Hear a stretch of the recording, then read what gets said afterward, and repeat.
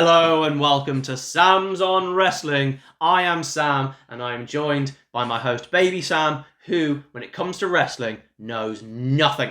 I mean, that's a bit harsh. Knows That's a little bit harsh. little. This series is our Educating Sam series because this boy started watching wrestling in 2008, and as I discovered this month, he hadn't really properly watched Triple H Shawn Michaels at SummerSlam 2002. What is wrong with you, man? I can't watch every single match in the history of ever. I have. And there's a reason I am dominating Sam vs. Sam in Season 1. So we are educating. We're going to take wrestlers and things that have happened in history. It's a retrospective season, and usually retrospective, we educate you. Well, hopefully we might educate you, but we'll also be educating him because he genuinely doesn't know these things. And we're doing a wrestler today, Sam. We've had two non-things, wrestlers and two wrestlers. I enjoyed the Diva Search that we did. Diva Search. Yeah, I'm glad you enjoyed the Diva Search, Sam, because we are doing someone from the Diva Search. Oh, right. I'm culminating the Diva Search. Sure. Well, guess what, Sam? Not only are we culminating Diva Search, you've seen this person do a lot recently because we've been reviewing TNA. It's Christy Hemme, It's time to educate you on Christy Hemme. Oh, okay. Yes. Yeah. Culminating the Diva Search. I did say I would do a Christy Hemme educate one after doing the Diva Search. If you haven't seen our Diva Search education and you don't know much about the Diva Search, go watch that first, okay? It's a bit in our Educating Sam playlist. Watch the Diva Search and how mental that was. But now we can actually ask you about some of the things in it because we have, so we will get to that. I know some things. So today we are looking at Christy Hemme. October 28th, 1980 is when she's born. Surprisingly older than you think, but also surprisingly younger than you think. So she's now coming up to 45. 44, 45 this year. She was born in Poway, California. She's 5'6" and 116 pounds. What about the same? She was practically. That's why I brought it up. She's practically you. Pretty much. I think I'm 5'7". At least on Tinder, I the fact that you're going to be eyeball to eyeball with Christy Hemme. I think I'm like 5'6.5". So you always round up. Of course. Turns out 4 inches. Christy Hemme. She was a big wrestling fan growing up, which for like a model who got into the business with zero wrestling training like a lot did, is more than we could say for so many people. Yeah, definitely. I'm looking at you, Eva Marie. I am looking at you. Oh. Wow, this retrospective started out mean, didn't it? Just immediately criticised Eva Marie. To Christy. She was in the Diva Search. I'm allowed to criticise Eva Marie. Oh, I didn't protest. It was awesome. I'm not having a go. Christy was a dancer and a cheerleader in school and in college. She moved to LA with her dancing and modelling, and fair play, she did some really good stuff. Right. Like, as before WWE, she actually appeared in Playboy first. Right. Turns out she'd been, because everyone knows she was in Playboy WWE, but she was in Playboy beforehand. She was in Maxim, and she was in Rolling Stone magazine. What's Maxim? It's like another kind of big magazine in America. Right. It's a huge magazine in America. She was in music videos, probably most known for being in a Blink-182 music video. So, do you know what? In the grand scheme of things, she's actually had quite an interesting career before she even got there. However, she performed in something called NOW. N-O-W in capital letters. Right. And it's called the Legend Cup. Okay, right. When Christy did it, it wasn't called that. What was it called, Tommy? I would like you to have a think about what a really attractive woman might be in a thing. I haven't even told you the things about. I don't even know the competition. Yeah, so I want to know what you would call the something cup that Christy might be in. Right. It's not called the Legend Cup, it's called something else. What words can I use? They definitely still begin with L. Okay, L. Mm-hmm. Legends Cup. It's not in reference to Legends. I'm just trying to, in my mind, okay, what's the derogatory name? It's not derogatory, but I tell you what, if you think the Divas of 2005. Lovers Cup? No, think Divas of 2005. Lesbians Cup. I like it, that's 2002 though. Sorry. HLA. Yes. I need to educate you on That's HLA. where my brain was going. I was like, what was it? She participated in the Lingerie Cup. Well, of course, right there, of course. Now, well, what is this? What's that It's gonna entail? full American football contact sport. The girls wore full protective gear Not lingerie. and lingerie. Well, if it's underneath, then there's So, it's not shoulder just wearing pads, clothes. helmet, lingerie. On the bottom. Yeah, so full protective gear, not anything else. America's a strange place, isn't it? This is in 2004. It's 20 years ago, as you can tell. Then again, we have OnlyFans, so I don't know. Yes, we do. We're not doing much better, are we? By the way, she also appeared in the 2006 Chicago Lingerie Bowl. Yes, they're apparently on She's multiple. a decorated lingerie player. She's fantastic. I don't know if she has a Hall of Fame ring, but what would it look like? Oh, God. Different type of ring, maybe. So there are multiple versions of the damn thing. So the Lingerie Bowl was a Super Bowl halftime alternative until someone went and turned this into a full season with 10 teams. So it used to be this gimmick that happened at halftime, not obviously during the halftime show, but at the same time on a different channel. Okay, one. First of all, how many tickets did they sell? And two, who's going to this? Lots of men. Think about wrestling in 2004. Sam, you're seeing them from afar. You're seeing them age up to squint, so even if you are a pervert, you've got to bring your binoculars. Get a magazine. She's in the magazine. She's in the magazine. Just get the magazine. Why? So you're just literally going, oh, there's a bit of us there, and that's about it. What are you doing? Oh, no, Sam. Right. Finally, some wrestling. What a great date Some wrestling. idea to take your girlfriend on. Oh, you want to see a chick flick? You know what? And I want to see football. Yeah. Let's compromise. Let's talk about some wrestling, shall we, Sam? That'd be lovely. Rather than the lingerie. That's Sam's on lingerie. Okay, so I say wrestling, sort of. Okay, we covered how Christy got into WWE, but a quick reminder for those who haven't watched it and refused to watch our Divas one. She entered the Diva Search in 2004. This is the first time it was shown on TV, and they did it for a number of years afterwards, live on Raw each week. Girls would compete in not-so-classy contests, including a disc competition that was completely shoot, and then needed to be heavily bleeped.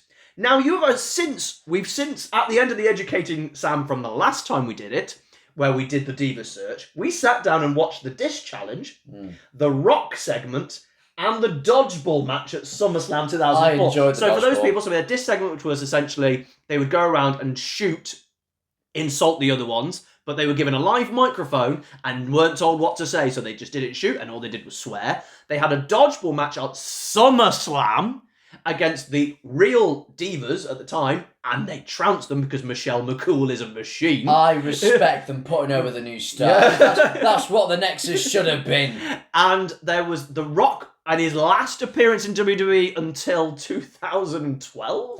11, pardon me, where they had to eat pie. Now, Sam, what would you think? Could you want to talk through this? First of all, let's talk about the Rock segment. What do you want to say about the Rock why do segment? I have to be the one educated? Well, because I talked about it and you didn't know about it, but now you've seen it, and if the people have watched the review from last time, they want to know what your opinion, because you've now seen it. What do you think? Let's go with the Rock segment. What do I think? Well, it doesn't matter what I think, but okay, it's a mess, but for many reasons. So you would think, okay, it's a product of its time. The Rock's still joking about pie and stuff like that with these women. You'd think that there could be something there entertaining. You think there's something we can hang our hat on. The Rock basically foreshadows his rambling Cody Rhodes promos completely. He just basically, it starts there. He does rambles about nonsense about football team because he doesn't know how to carry this. He's lost. Yeah, really he's disinterested, quickly. and he's also like, "Oh, this is what you had me come back for. What we're doing," and starts effing about, to be honest. And then there's no structure to it. He gets them to eat pie, and then they're doing some unspeakable things with the pie. It's going unsanitary. You can't eat that pie now. They're not going in the right holes. There's something about seeing someone mess up food where you go, can't eat that now. I did think of Africa a little bit. I was very sad at that. So many children. And look where it's going. The idea that there's a group of Kenyan family who's gone, we've got a TV, we're going to watch Raw, The Rock is going to still starving, and you're just watching Christy sit on a pie. I think they would dislike the West if they were to see that, and that frankly made me dislike the West. It wasn't a great segment. It was really bad. I wouldn't recommend it to a friend. I would. It's really funny. You did. The dodgeball, Sam. Oh, that I enjoyed. I love a good game of dodgeball. I liked it when we played it in PE. I actually enjoyed it because they did really well. We say they did really well. Michelle McCool carried. Because we weren't sure when we did the video. I completely forgot Michelle McCool was there or not. Turns out she eliminated 4 of the 6 women. On a rampage. It turns out, who knew that the athlete who was a professional volleyball player or something, whatever she was, could dominate dodgeball. Oh, look, she dominated dodgeball. Yes. So I actually enjoyed that because I just found it really funny. And I just thought... And you were there going, oh my God, Gail Kim. Yeah, she was there as well. So I actually enjoyed that for purely ironic purposes. And the disc challenge, Sam. Oh, that was the first one I watched out of these three, and I couldn't believe that wasn't like cut to an advert. Like, I can't believe that actually made it on TV. They kept going. That what happened there was allowed to first of all happen in the first place and then continue, and it wasn't. You could tell it's just on the button. It's just someone going beep. Yeah. Beep. It's like the IT crowd go, well done on the profanity buzzer. Yeah. You're on the payroll still. Yay! Yeah. Oh, it was. I've seen WWE purposefully put on some unbelievably questionable things, especially around that time. Katie Vick around that time. Oh my God, the year before, yes. This is one where I was like, I actually can't believe this is on air. Like, the stuff that was being said. They said some stuff that we can't say. Yeah. Go and watch it. Yeah. So Christy Hemme, she won. She took the $250,000 prize. She did win it, yeah. And Gail Kim is sat in TNA going, I'm getting like $30 here to perform this. And she got a 1-year contract on Monday Night Raw. So, Sam, what do we do with an untrained woman? What do we do with her? Oh, we make her do very long matches and showcase her weaknesses immediately. We put her in a pay-per-view match mere weeks into her run. Yes. Thankfully, it was mercifully short and was mainly hitting also another very untrained opponent, Carmella. Hang on a minute, Sam, I made you watch that match as well. Carmella? Wrong Carmella. Well, Carmella came second. We watched it, Taboo Tuesday. No, I know, we did. What's your review of the Carmella, Christy Hemme pillow fight in, I can't remember, lingerie? I think she has experience in these. In my opinion, there have been better technical contests in wrestling than I have seen in my time. Was it not quite Hackerschmidt versus... It wasn't Bret Hart versus Stone Rocker. Cold in terms of psychology. I think there was improvements to be made. I think it was god-awful. But of course it was. It was a pillow fight between two untrained wrestlers. And that's all they hit with each other was pillows because they didn't know how to do anything. And now I was watching this thinking, God, girls in sitcoms in the 90s didn't realise how violent it actually was because it was dead enough to pin your shoulders down for 3. No, absolutely. And also she didn't get it down 3, but the ref was like, let's just end this and get this out. Yeah, pewter job. Right, so where do we go from here now? So that is a very good way. Do we go from here? OVW? What are you asking me? Yeah, OVW, is that no, what I we're think no. We'll keep her on TV for a few weeks and yeah. How about her. Yeah, maybe we'll skip that and actually start training. Maybe we'll start training and just do it on Raw. No. How about a program with Trish Stratus of WrestleMania 21?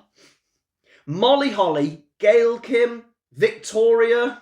They just must have been there so annoyed. Now, admittedly, as far as I'm aware, the match was actually meant to be Trish Lita at WrestleMania 21, and I don't know what Christy would have done if she'd done anything, but they slotted her in instead. And the storyline was essentially Trish was jealous of Christy appearing in Playboy. I don't know why Trish, the women's champion who could have appeared in any magazine she wanted, would have been jealous.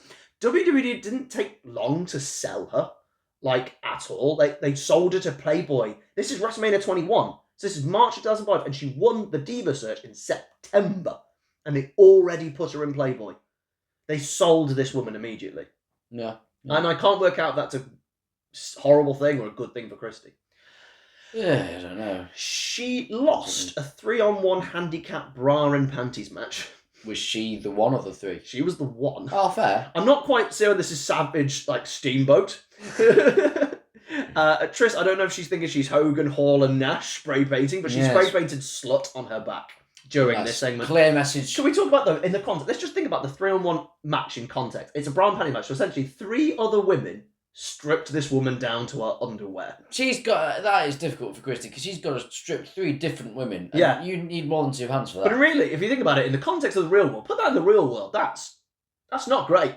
No, none of it's great, per se. I don't think we'll see another bra and panties match, but you never know what AEW might do. But imagine using the word against her. Again, for some reason, they were obsessed with the word slut. Yes. WWE 2005 or TNA in 2007. All class. All the time. Oh, yeah. So Lita was the one who trained her, but she's like on her crutches and stuff like that. She got injured at New Year's Revolution, if you recall. I don't know if you know on that. She did a drop kick and her leg just exploded. Oh, no. Christy obviously lost. Was awful and was so beneath. We actually did Be a Star with this match, actually. And we had to try and work out what star rating Dave Meltzer gave it. It was really beneath Trish, though, this match. But what we did get is Christy Hemme's standing emotion. So, like, literally, in this match, for some reason, she's got... it's very Mrs. Dad. Back to that She's again. like this, but, unbelievably, because she was then a playable character, she then got her own stance. You know how wrestlers have how they stand, and most people are just stood kind of normally, or some people have a thing. You know, like Scotty 2 Hotties, for some reason, is always just stood kind of like this. Christy got her own animation. Yeah, that's cool. So fair play to her. She got a standing ovation on SmackDown versus Raw. Right. Okay. So we have milked the untrained wrestler dry. Sure. Training? OVW? It's like Rey from Star Wars. There's no Jedi training. Yeah, I'm just asking, no training at this point? Oh, I'm assuming not. No, but pay-per-view feud with Victoria instead. Based on what? Victoria's jealousy of Christy. I mean, this is Friday at 4:50 writing all over it, isn't it? Yeah. I mean... Is Christy the face in all this? Yes. Right. It's just ridiculous. So she loses to Trish, I'm assuming. Like, this is a multiple-time women's champion. Who cares? She does lose to Trish. I will point out, though, that Victoria did smash a glass vase over her head. Was it real glass, though? Yeah, Cry Me a River. I've got it written down. Cry Me a River. It did look amazing, to be fair. It did look amazing. Victoria beat her at vengeance because even Vince couldn't convince himself that she could beat Victoria. Like, do you reckon he's there going, she should win this match, but I don't think even I can do it. Vince McMahon, cannot do this. Anyway, OVW? No. No, they decided to make her Eugene's manager. I was respecting that. I respect the gimmick. I mean, we're just dropping slowly down. You got Trish Stratus at WrestleMania, Victoria, and now she's just outside to Eugene. And she was there when Eugene got battered by Angle at SummerSlam. Was it made to be like a romantic thing, or was it like... no, friends jumping around. She was like a cheerleader for him. Gotcha, okay. Yeah. She was there at the SummerSlam when she got... when Eugene got beaten up by Kurt Angle in a very, very, I'm clearly angry at this gimmick type match. She was then traded to SmackDown, so the partnership meant nothing. Sure.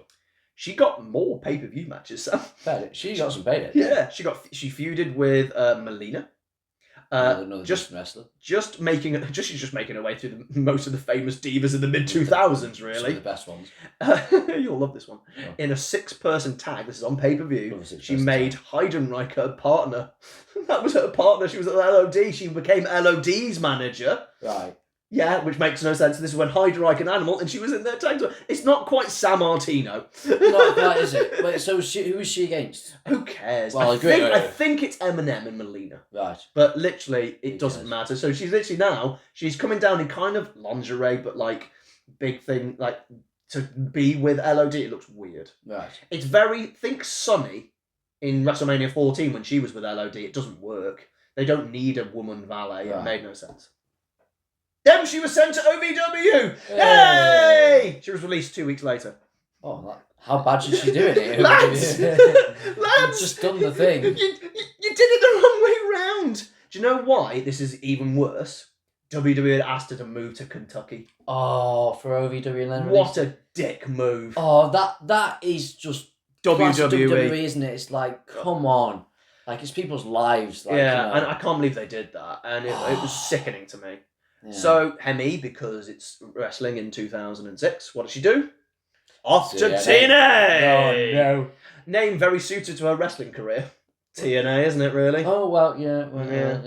Firstly, Sam, how much do you think a female was paid per appearance in TNA in 2006? Only because of something you may have mentioned earlier. I'm going to go around $40. It was $300 per appearance, provided it was on TV. But, Sam, they filmed multiple episodes in the same day. Yes.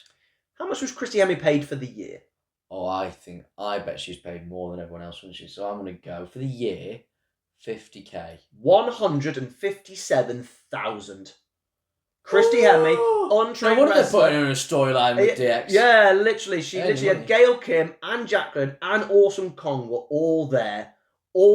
It's TNA became WCW at this moment. Signed the W talent left, right, and centre on big contracts, but our homegrown people make them be on $300. But Gail Kim was in WWE before TNA, wasn't she? I know, but the problem is Gail Kim left WWE in 2004. And where's TNA in 2004? They might even still be on their weekly pay-per-views at that point. We will do an Educated Sam on TNA. Kind of in a weird way. So, what did this highest paid woman do? She refereed a match. But in 2006, she was named TNA Knockout of the Year. How many matches did she have, Sam? 2. Nope. It's not 0, is it? 0 is the correct No. answer. She was named Knockout of the Year, even though they didn't have a Knockout division. Did no women wrestle that year? I have no idea, but she wrestled. Why have the award? I don't know. I don't know. But that's where we're at. And then Sam, this might become very familiar to you. No. She then got into a rivalry with the sexist BG James and Kip James, known to you as Billy Gunn and Road Dogg. They called her a slut, and she asked for more respect for women like China, and wanted to wrestle and have more women wrestle. Sam, she was the heel in the storyline, as you very well know, as we are in the midst of reviewing TNA in 2007. Yep, the women wanted respect in Florida was the heel. Well done, America. Well, you haven't even got onto the things that the babyface Billy Gunn says. It's not about Billy Gunn, but I can't get about how sexy Billy Gunn is, especially when the crowd are popping for every derogatory thing he is saying. Vince Russo wrote this and never intended for her to be a heel. She thought that they would be the babyface. Really? Yeah. In fairness, Billy Gunn is playing it off like he's a babyface. Yeah. Knowing what he's doing. This is the problem. It goes wrong. But you want to know why? Not because it was for Christy Hemme. Because when Christy Hemme got the role, he intended her to be a heel. Because now you're confused. She wasn't the one meant to play the role. Who's it going to be? China.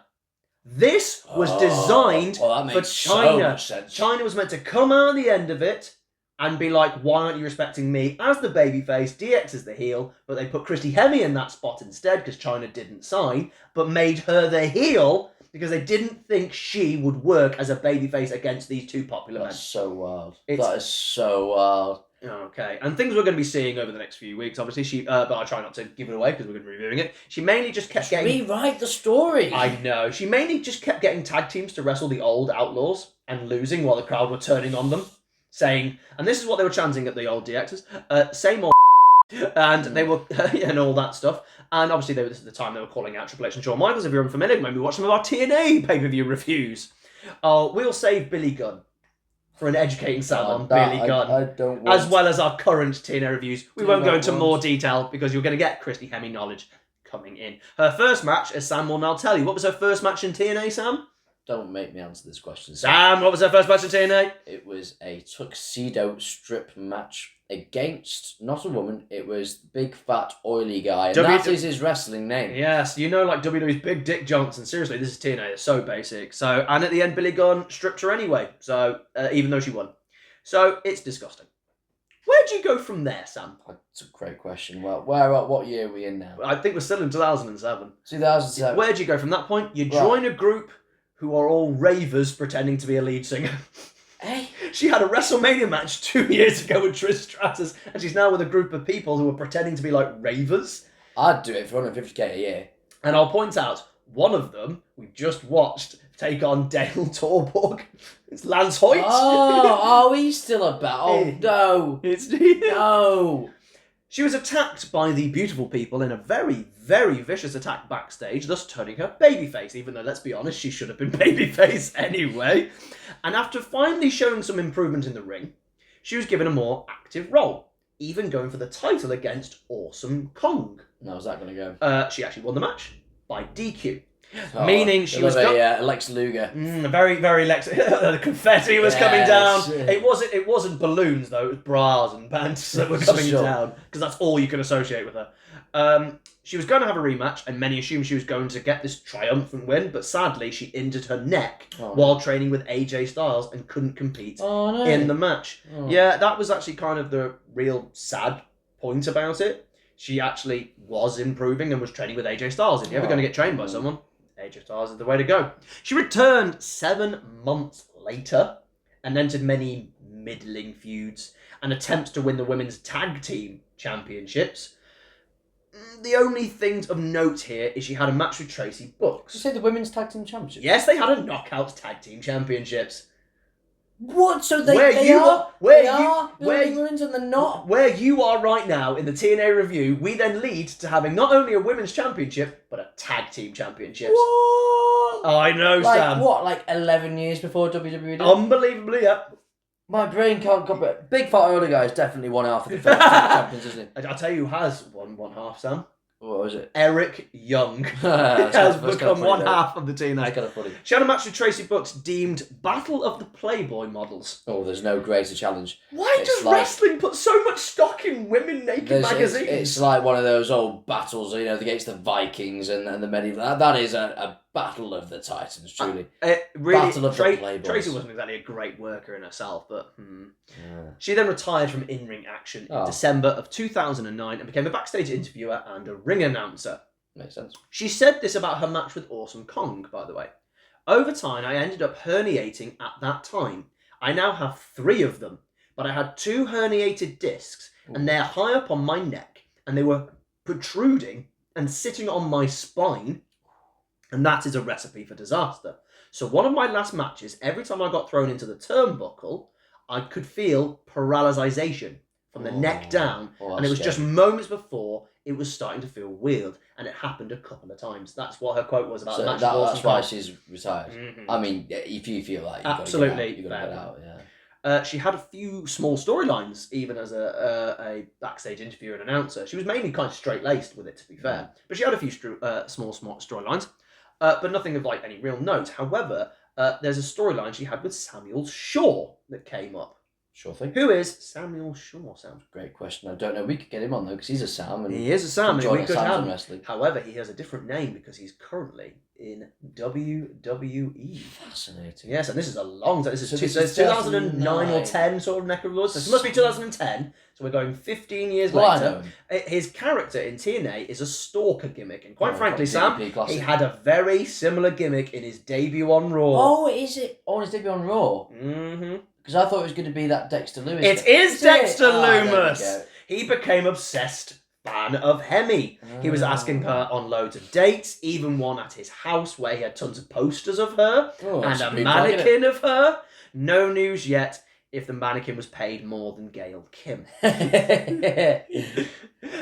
So that's all we've got there on that. She then became a member of the TNA creative team. Okay, cool. Years in the business. She's done all right. She's sort of... Creative mind, though. She's got that creative mind for the business. Hey, you never know. You never know. She only lasted 2 more years in TNA, so it clearly worked. Though, her, Lita, and Gail Kim announced Kayfabe, a new wrestling show based on true events. That's what it was going to be. It was going to be like women's wrestling. There was going to be true events. There was going to be this new show. What does that mean? I'm not quite sure what they meant by true events because, Sam, it never happened. Sure. Why did it not happen? Money? No. And yes, technically. What? When is this?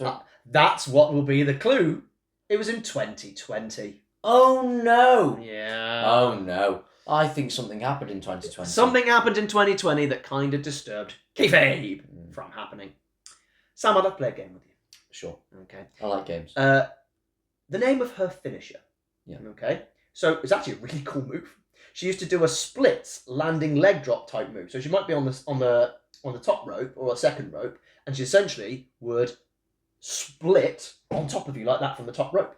That sounds like I could pull a few hamstrings. That's a Oh, I'm not going to lie. I don't know how it didn't hurt, but it looked cool. Yeah. And it was called the FFG. Oh, you're going to... Sam, I would like you to, with your amazing off-the-cuff comedy brain, Sure. Or at the very least, try and name me what you think FFG stands for. I've described the move. What do you think FFG is? Say financial fair play. What FFG do you think? Femme Fatale Greatness. Do you know what, Sam? It's a better name than this. Okay, so she's going through the air. That might help you with your F, the first F. Flying Dutchman is the first one. And G, I'll give you, kind of like, think about it. Think about all the moves where people put legs across someone's throat and stuff like that. What do they get called? Legs across... you know when people like leg drop people come to people's throats and people hold them and they get like a leg drop on top. What's that called? Beginning with G. Beginning with G? Think history. Think when people used to cut... Guillotine? Guillotine. That's not the same. The guillotine's a submission hold. There's multiple things people call flying guillotine, yeah. Is it? I never thought it was. So Sam, we've got flying something guillotine. It begins with F. FFG, flying what guillotine? Farouk. No. Oh. If only. Right. Watch our Royal Rumble 2000. The biggest... be right one day. Sam versus Sam. You got it right that time. You actually got Farouk. I did know. F. You're not going to get it. Sure. Right. Fire crotch. Flying fire crotch guillotine. It rolls off the tongue, doesn't it?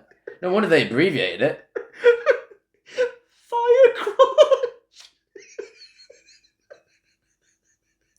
So it's more like her crotch is hitting the opponent than anything. I want to know if they're saying fire because it's like a burning sensation. Has it got cystitis? Oh, she should get that checked. She should really get that. That really shouldn't be burning. Or are they saying it's because she's ginger? Maybe. Sam, I don't think they thought it that much through themselves. She's now married and has 5 kids. That is. I'm not sure if she actually wanted 5 kids. Why do you know this? Because she gave birth to quadruplets. Oh yeah, that'll do it. Unbelievable, Jeff. That's just something you don't hear. That's So wild, I hope that she's actually really happy. I actually have to add new information here, Sam. Go on, okay. From based on when I did this research, she recently got re-signed to TNA as a backstage worker. Hey. And was recently fired from TNA as a backstage worker. What's happening there, Christy? She came back in, she was going to work in the backstage area, and then literally she got released very recently, about 6 months or so or something, when the WWE and TNA merger thing happened.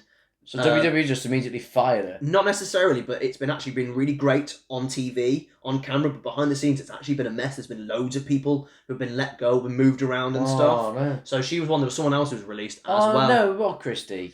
And that is the current story of the model to wrestler to creative with interviewer inside of Christy Hemme. Sam, what do we think of Christy Hemme? You've now had the full scope from Diva Search to Christy Hemme. Well, I respect it because, like, she was a fan, wasn't she? Coming into Big this? fan, big fan. She clearly tried to get better, and I respect it. And you know what? She must have got a lot of heat for coming in and being on more money than a lot of people. They can't have been happy. No. If you think about how they treated Daniel Puder in the same time frame, remember, he got his heat for essentially thinking he was a big star and having all this $1 million contract. And she must have got so much shit for that. So I think, you know what? She must have come through a lot, and to stick with the business and to clearly get better. And some of the stuff she's put in, and not being funny, for 150 grand a week, I'd have the program really good. Yeah, I was going to say she's not a Man United player. Yeah. Sorry, I'd have a program with Billy Gordon, but that still can't be easy to do. No, and she's clearly had a tough go in terms of getting neck injuries as well. But you know what? For someone who came in with no experience whatsoever, she made much more of herself and showed she's much more versatile than a lot. And was willing to learn. Yeah. Willing to get better. So, fair play, Christy. You know what, Christy? Poor Gail Kim, but that's a separate issue. You go get your bag. You still have to mention Gail Kim. Yeah, because, you know Poor what? Gail Kim, but... Go get your bank. You know get what? your bank. If I was offered it, I wouldn't be going, oh no, give it to Gail Kim. I'd be like, no, I'll have that, please. I've got a sweet spot for Christy Hemme. I don't know if it's because when the Diva Search happened, I was 13. I'm not sure. I don't know if I'm a teenager, but I've always had a little sweet spot for her because you can see the enthusiasm, the energy. You can see she always wanted to try and get better. And I really like Christy. I don't think she was ever going to work in the ring. I just don't see that natural kind of wrestler, but she was clearly very athletic and stuff like that. And I think we have to finish on the most important thing. So don't forget to like, share, and subscribe. Who would you want me to educate Sam on? Who do you think he won't know anything about and we can educate him on? But I think it's really important to remember that her finishing move was the flying fire crotch guillotine. And I think that's how. How do you say that quickly? Go on then, let's go. Flying crotch guillotine. Fire Flying fire crotch guillotine. Flying fire crotch guillotine. Flying fire crotch guillotine.